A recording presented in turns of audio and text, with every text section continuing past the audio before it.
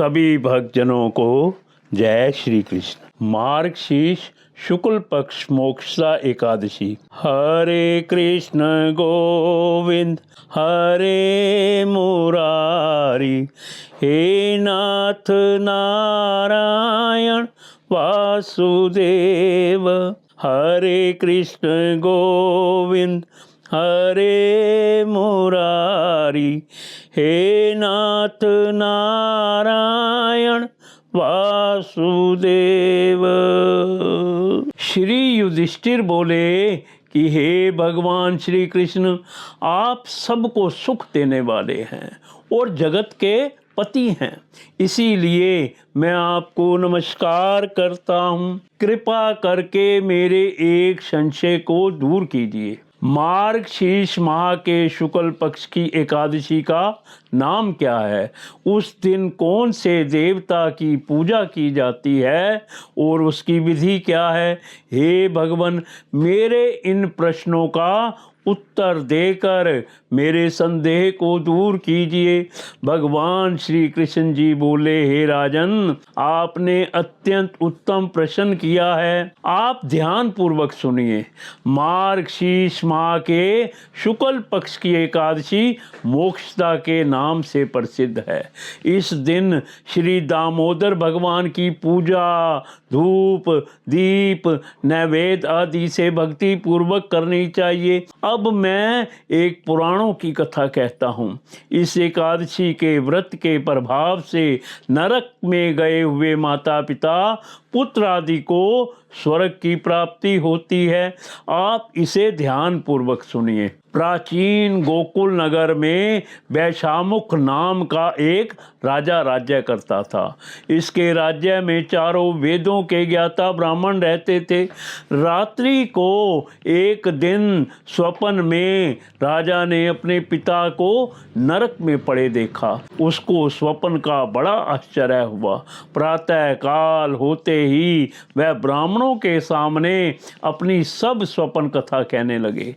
हे ब्राह्मणों, रात्रि को स्वप्न में मैंने अपने पिता को नरक में पड़ा देखा। उन्होंने मुझसे कहा, हे पुत्र, अब मैं नरक भोग रहा हूँ, मेरी यहाँ से मुक्ति करो। अब मैं क्या करूं, कहाँ जाऊं? इस दुख के कारण मेरा शरीर तप रहा है।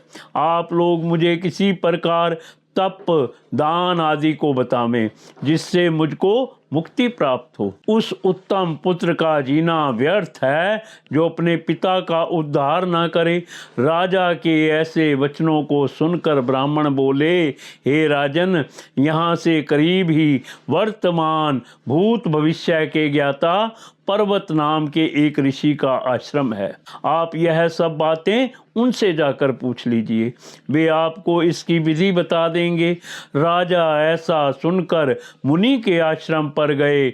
उस समय चारों वेदों के ज्ञाता पर्वत मुनि दूसरे ब्राह्मण के सामने बैठे थे। राजा ने जाकर उनको साष्टांग प्रणाम किया। पर्वत मुनि ने उससे सांगो पांग कुशल क्षेम पूछी।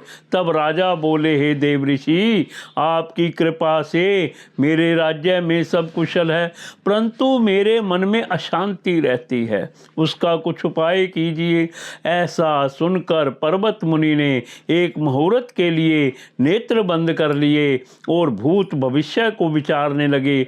फिर बोले, हे राजन, मैंने योग बल के द्वारा तुम्हारे पिता के समस्त कुकर्मों का ज्ञान प्राप्त कर लिया है। उन्होंने पूर्व जन्म में कामातुर होकर सोत के कहने पर एक स्त्री को ऋतुदान मांगने पर भी नहीं दिया। उसी पाप कर्म के फल से तुम्हारे पिता को नरक में जाना पड़ा है। तब राजा बोले, हे भगवान, मेरे पिताजी के उद्धार हेतु आप कोई उपाय बतलाइए। तब पर्वत मुनि बोले, हे राजन, मार्गशीर्ष माह के शुक्ल पक्ष में जो एकादशी होती है, उस एकादशी को आप उपवास करें और उस उपवास के पुण्य को अपने पिता हेतु संकल्प छोड़ दें।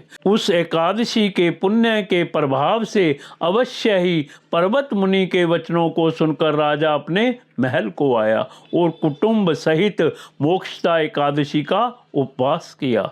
उस उपवास के पुण्य को राजा ने अपने पिता को संकल्प छोड़ दिया। उस पुण्य के प्रभाव से राजा के पिता को मुक्ति मिली और स्वर्ग में जाते हुए वे अपने पुत्र से बोले, हे पुत्र, तेरा कल्याण हो। ऐसा कहकर वे स्वर्ग को चले गए। मार्गशीर्ष माह के शुक्ल पक्ष की मोक्षदा एकादशी का जो व्रत करते हैं उनके समस्त पाप नष्ट हो जाते हैं और अंत में स्वर्गलोक को जाते हैं। इस व्रत से बढ़कर मोक्ष देने वाला दूसरा कोई भी व्रत नहीं है। इस कथा को सुनने व पढ़ने से वाजपेयी यज्ञ का फल मिलता है। कथा सार, यह कथा पिता के प्रति भक्ति और दूसरों के लिए पुण्य अर्पित करने की अनुपम गाथा है। इस एकादशी का व्रत केवल व्रत करने वाले प्राणी का ही नहीं बल्कि उसके पितरों का भी भला करता है। अपने किसी सगे सहोदर मित्र बंधु को भी इस व्रत का फल अर्पण करने से उसके भी पापों के क्लेशों का नाश हो जाता है। जो साधक माता पिता में ईश्वर को देखते हैं, भगवान विष्णु की असीम अनुकंपा से उनकी समस्त कामनाओं की सिद्धि होती है। मोक्षदा एकादशी व्रत कथा संपूर्ण। हरे कृष्ण गोविंद हरे मुरारी, हे नाथ नारायण वासुदेव। हरे कृष्ण गोविंद हरे मुरारी, हे नाथ नारायण वासुदेव।